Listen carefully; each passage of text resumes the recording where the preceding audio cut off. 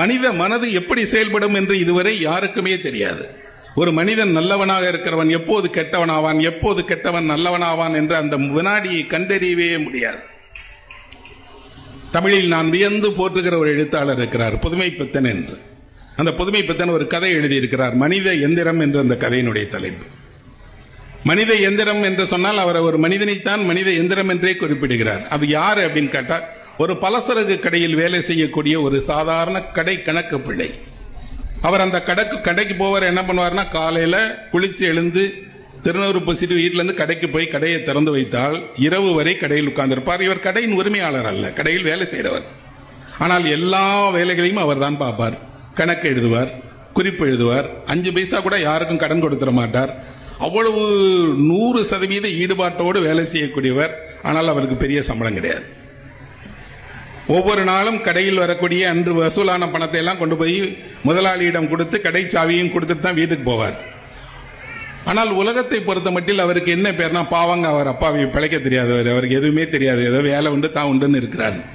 ஆனால் அந்த மனிதனுடைய மனதுக்குள் ஒரு ரகசியம் இருக்கிறது. என்னன்னா, மற்றவர்களைப் போல நானும் ஒரு பெரிய வணிகனாக கூடாதா, எனக்கும் அதிகாரம் வரக்கூடாதா, நானும் மற்றவர்களைப் போல கப்பல் ஏறி இலங்கைக்கு போய் நிறைய பணம் சம்பாதிச்சுட்டு கையில் பணத்தோடு இருக்கக்கூடாதா. ஆனால் அதெல்லாம் கிடைக்கலங்கிறத தாண்டி இதெல்லாம் தன் மனதில் இருக்கு என்பதே வெளியே தெரியக்கூடாது. காரணம், நம்பிக்கையானவர்கள் யாரோ அவர்கள் நாம் என்ன நினைக்கிறோம் என்னால் அவர்களுக்கு ஆசையே இல்லாதவர்கள் நினைக்கிறோம். ஆசை இல்லாதவர்கள் அல்ல, ஆசையை காட்டிக்கொள்ளாதவர்கள். ஆனால் அவர்கள் மனதிலும் ஆசை இருக்கத்தானே செய்யும். அவன் ஆசையோடு இருக்கிறார். அவருக்கு தோன்றுகிறது, இன்னும் 10 வருஷம் கூட இருந்தா கூட என்ன நடக்கும், நல்ல கணக்கு பிள்ளை, கடையை நல்லா பார்த்துக்கிட்டாருன்னு இருக்கும். ஆனால் வருமானம் இல்லை, குழந்தைகளுக்கு வாழ்க்கை இல்லை, எதிர்காலம் இல்லை. இப்படி இருந்தா என்ன அப்படின்னா, அவருக்கு கடையை அடைக்கிற நேரத்தில் ஒரு நாள் இரவு தோன்றுது. அப்ப அவர் திடீரென்று ஒரு மனதில் ஒரு எண்ணம் வருது, இப்படி கடையை பூட்டிட்டு கல்லால் இருக்கக்கூடிய பணத்தை எடுத்துட்டு நேரடியா தூத்துக்குடிக்கு ஒரு ரயில் ஏறி போய் இலங்கைக்கு போய் சம்பாதிச்சா என்ன, யார் கேட்க போறா, நம்ம தான் ஓடி போயிடுவோம்ல. யார் மனதில் தோன்றுகிறது? 30 ஆண்டு காலம் ஒரு கடைக்கு உண்மையானவராக இருக்கிற, எந்த தவறும் செய்யாமல் வாழ்க்கை முழுவதும் நியாயம்தான் மட்டுமே பேசிட்டு இருந்த ஒரு மனிதனுக்கு ஒரு சனம் தோன்றுகிறது, நாம ஏன் அப்படி போகக்கூடாது அப்படின்னு. போகக்கூடாதுன்னு தோன்ற நேரத்தில் பார்த்தா கடைக்கு ஒருவர் வருகிறார். அவர் எண்ணெய் வாங்க வந்திருக்கிறார். எண்ணெய் கடனாக கேட்கிறார். இவர் கடனுக்கு என்ன கொடுக்கும் போது கோச்சிக்கிறார், என்னையா கடன் வாங்கிட்டே இருந்தேன்னா எப்ப கொடுக்க போறேன்னு.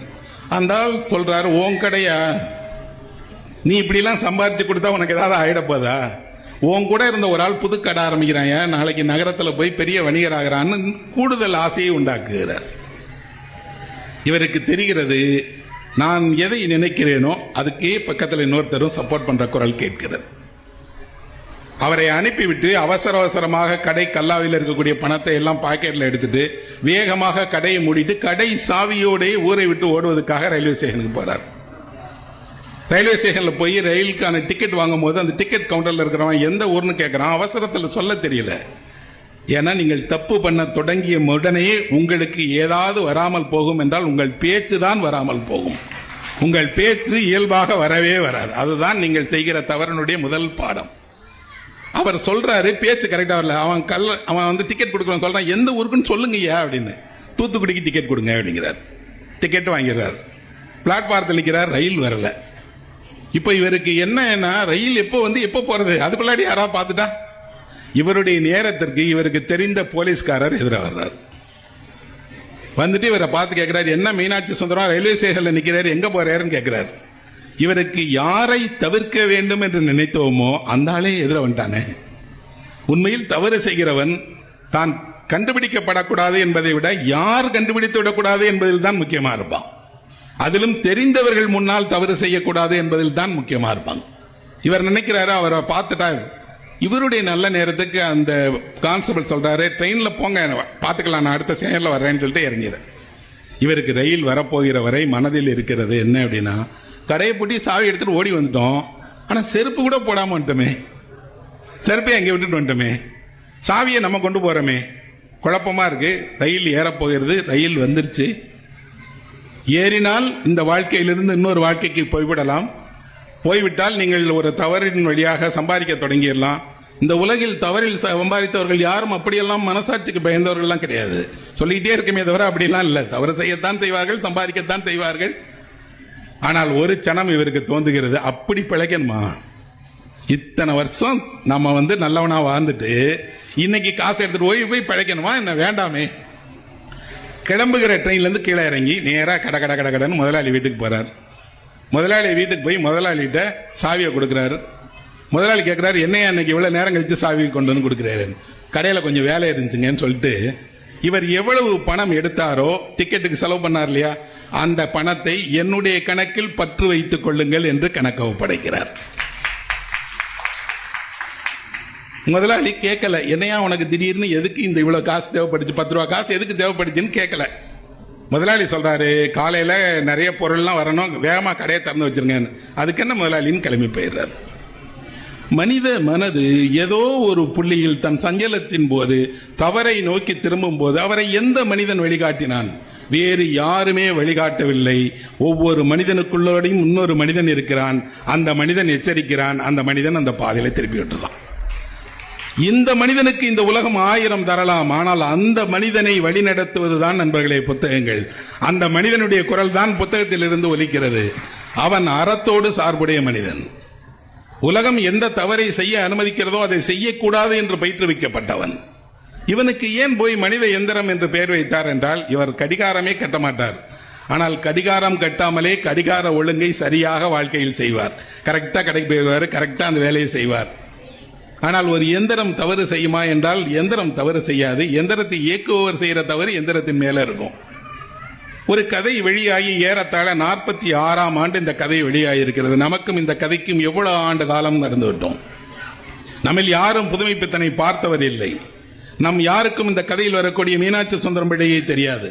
ஆனால் நமக்கும் இந்த கதைக்கும் இடையில் ஒரு பாதை பிறக்கிறது நண்பர்களே. அந்த பாதை என்ன என்றால் அதுதான் இலக்கியம் காட்டுகிற பாதை. அந்த பாதை நமக்கு ஒரு உண்மையை காட்டுகிறது. சஞ்சலப்படத்தான் மனிதன் செய்வான், தவறை நோக்கி அவன் நடந்து செல்லத்தான் செய்வான்.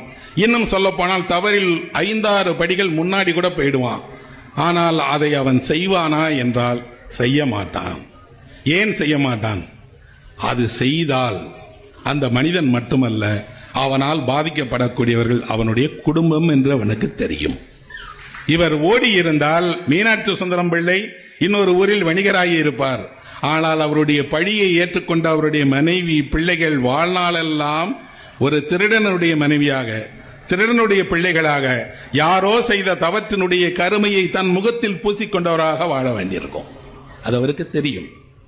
இன்னும் சொல்ல போனால் நாம் எல்லோருமே நம்முடைய குடும்பத்திற்காகத்தான் எல்லாமும் செய்கிறோம் என்றால் குடும்பத்தின் பெயரில் ஒருவன் தவறு செய்வானா? இந்த கேள்வியை 46இல் எழுப்புகிறார். எழுப்பும் போது அவர் சொல்லுகிறார், அந்த ரயில் நிலையத்தை விட்டு அந்த மனிதன் கீழே இறங்கி திரும்பி வருகிற வரை அவன் மனதில் இருந்த கொந்தளிப்புகள் என்பது நம் எல்லோர் மனதிலும் எல்லா நாளும் எழுந்துகிட்டே இருக்கு. ஒவ்வொரு நாளும் யாரோ ஒருவரை பார்க்கும்போது நாம் யோசிக்கிறோம், அவரெல்லாம் மேல வந்துட்டாரே, நம்ம இல்லையே, நம்ம கூட தானே அவர் இருந்தார், நம்ம அப்படி செய்யலையே. இந்த உலகத்திலேயே மிக அழகான கை நீட்டி அழைப்பது ஏதாவது ஒன்று இருக்கிறது என்றால் அது குற்றம் தான் நண்பர்களே. குற்றத்தினுடைய கைதான் மிக அழகானது. அது உங்களை அழைத்துக் கொண்டேதான் இருக்கும். எல்லா குற்றங்களும் வசீகரமானதுதான். ஆனால் இந்த கதை என்றைக்கோ ஒரு மறக்க முடியாத ஒரு பாடத்தை உங்கள் மனதில் பதிய வைக்கிறது. என்ன என்றால், நீங்கள் சஞ்சலப்பட்டால் கூட அதிலிருந்து நீங்கள் திரும்புகிற போதுதான் நீங்கள் உண்மையின் பக்கத்தில் நிற்கிறீர்கள். நீங்கள் அப்படி உண்மையின் பக்கத்தில் நிற்கும் போது நீங்கள் மட்டும் மீளவில்லை, உங்கள் குடும்பம் மட்டும் மீளவில்லை, மனிதன் மீது கொண்டிருந்த நம்பிக்கையும் சேர்ந்து மீள்கிறது. இவர் ஓடி இருந்தால் அந்த கடை முதலாளி நினைப்பார், இத்தனை வருஷம் இருந்துட்டு கடைசியா ஓடினா பாத்தியா, அப்போ எத்தனை ஆண்டுகள் இருந்தீங்கிறது முக்கியம் இல்ல, அப்படியே நீங்கள் உங்கள் வாழ்க்கை முழுக்க இருக்க போகிறீர்களா என்று.